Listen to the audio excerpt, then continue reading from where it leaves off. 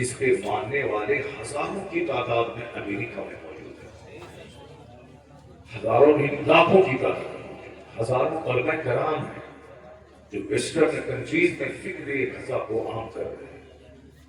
تو آپ کے ملک کی شہرت اعلیٰ حضرت کے ماننے والے لوگوں سے ہے، امریکہ یورپ سے۔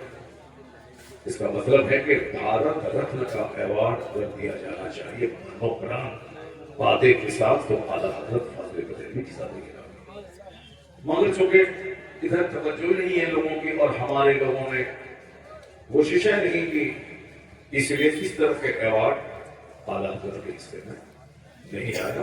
اور پھر یہ ایوارڈ کی حیثیت ہی کیا ہے، اعلیٰ حضرت اس سے بہت بلند ہے۔ نوبل پرائز پانے والے لوگ اس سے زیادہ بلند شخصیت اعلیٰ حضرت ہے۔ بس ایک بات کہتا ہوں پھر اس کے بعد میں تقریر کی طرف لوٹ کے آتا ہوں۔ تقریر ہماری 3 گھنٹہ ہونی تھی آج، مگر چونکہ آپ کو 3 بجے ٹرین پکڑنا ہے اور دہلی جا کے وہاں سے 10 بجے فلائٹ لینی ہے، پھر مجھ کو حیدرآباد جانا ہے، پھر حیدرآباد سے 5 گھنٹے کار پہ رہ کر کے بودھا نظام آباد کی طرف جانا ہے۔ آج کل رات میں بہار کے کشن میں علاقے میں تھا، وہاں سے بات ہو رہا، پھر دلی سے آج کئی سالوں کے بعد سب سے زیادہ سفر کی تکلیف میں نے آج اٹھائی ہے، کئی سالوں کے بعد۔ تو 4 سال پہلے تکلیفیں ہوتی تھی، سموسا کھا لیا، بسکٹ کھا لیا، کچھ کھایا، بھوکے پیاسے لا گئے، تقریر کی 3 گھنٹے، پھر چلے، سونا نصیب نہیں ہوتا تھا، مگر چلتا تھا، پہلے جوانی تھی۔ لیکن اب 50+ ہم ہو گئے، اب تھوڑی سی پریشانی ہوتی ہے۔ تو 10 سال پہلے جو سفر کی پریشانی ہوتی تھی وہ پریشانی آج 10 سال کے بعد مجھ کو اٹھانی پڑی ہے۔ کیسے اٹھانی پڑی ہے؟ دلی تک ایئرپورٹ تک تو آ گیا تھا، ایئرپورٹ کے بعد بریلی تک کیسے آیا ہے تو وہ چلے گا، اللہ تعالیٰ معاف فرمائے۔ کل بھی بہت پریشانی، لگاتار 17 تاریخ تک اسی طرح بھاگ دوڑ ہے، 3 گھنٹے سونے کے لیے رات میں موقع نہیں ہے، کیونکہ بارہ شریف کا مہینہ ہے، ساری دنیا کو مصطفیٰ کا فیض مل رہا ہے، تو خطیب لوگ بھی اسی فیض کو حاصل کرنے کے لیے اور پیغام محبت عام کرنے کے لیے پورے ہندوستان میں پھیل جاتے ہیں۔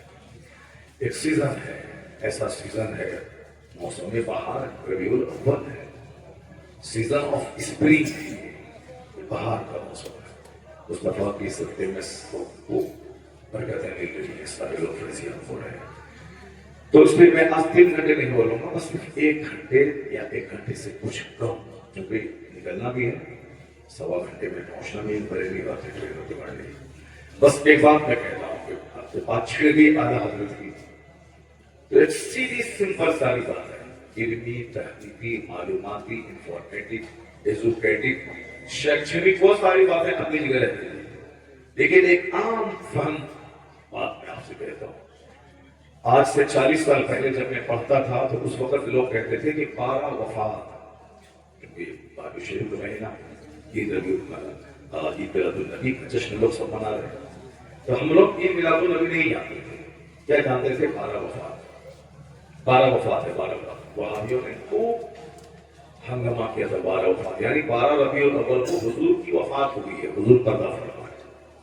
ان لوگوں نے یہ ہنگامہ مچایا کہ 9 ربیع الاول کو آپ کی پیدائش ہوئی ہے۔ پیدائش میں تو اختلاف ہے، ولادت کی تاریخ میں، لیکن وصال کی تاریخ میں کوئی اختلاف نہیں ہے۔ ان کا کہنا ہے ولادت کی تاریخ میں اختلاف ہے، 7، 9، 12، اگرچہ کثرت سے علماء کرام کا اتفاق ہے کہ 12 ربیع الاول ہی تاریخ ولادت ہے، لیکن اختلاف تو ہے۔ بہت سارے لوگوں کا کہنا ہے کہ نہیں، 12 نہیں بلکہ 9 ہے، لیکن وصال کی تاریخ میں کوئی اختلاف نہیں۔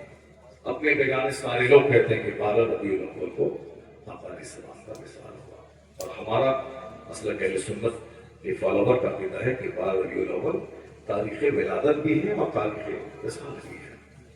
اس لیے ہم لوگ وفات کا غم نہیں مناتے، ولادت کی خوشیاں مناتے ہیں، کیونکہ سرکار کی موت نہیں، وہ تو بس ایک وعدہ صادقہ ہے۔ اصل میں مثل ثابت وہی حیات جسمانی ہے۔ آقا علیہ السلام اپنی قبر میں جلوہ افروز ہیں، ساری کائنات کا مشاہدہ کرتے ہیں، تو جو مر جائے، سڑ جائے، آدمی اس کا غم مناتا ہے۔ حضور کو بس صرف ایک پلک جھپکنے کے لیے موت آئی، پھر تو پہلے ہی کی طرح آپ زندہ ہیں. اسی لیے کہا جاتا ہے کہ اپنے گھر میں جب داخل ہو جاؤ تو سلام کرو گھر والوں کو، غریبی دور ہوگی. اگر گھر میں کوئی نہیں ہے تو کہو السلام علیکم ایھا النبی. کیوں؟ فإن روح النبی موجود فی بیوت اہل الاسلام.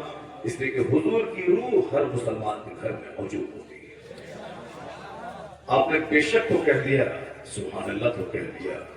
یہ آپ کی سوچ تھی. اگر میری سوچ سنیے، میری سوچ یہ ہے کہ آپ اپنے مولانا صاحب کے سامنے رجنی گندھا نہیں کھاتے ہیں، آپ اپنے باپ کے سامنے کھینی گڑ کا پڑیا نہیں کھاتے ہیں، آپ اپنے باپ کے سامنے گناہ نہیں کرتے ہیں.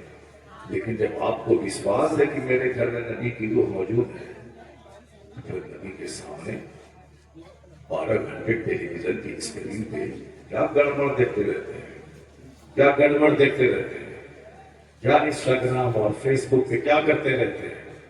کیا سمجھتے ہیں کوئی نہیں دیکھ رہا؟ واللہ خبیر بما تعملون.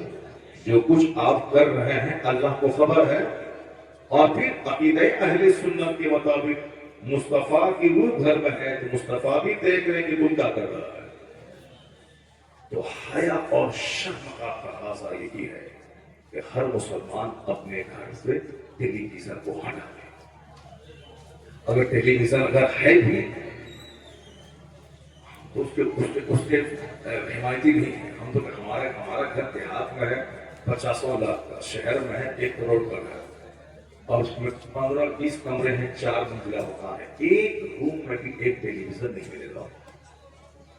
اس زمانے میں چمکتی دمکتی اس پیریڈ میں ایک ٹیلی ویژن میرے گھر میں نہیں. نہ دیہات والے گھر میں ہے، نہ شہر والے گھر میں. اور ہم 5 بھائی سے ہیں، وہاں بڑے ہم ہیں. میرے چھوٹے بھائی کوئی حافظ ہے، کوئی مولوی ہے، کوئی اسکول کا پڑھا ہوا ہے، اور اسکول کا جو پڑھا ہوا ہے اس کے گھر میں بھی ٹیلی ویژن نہیں ہے.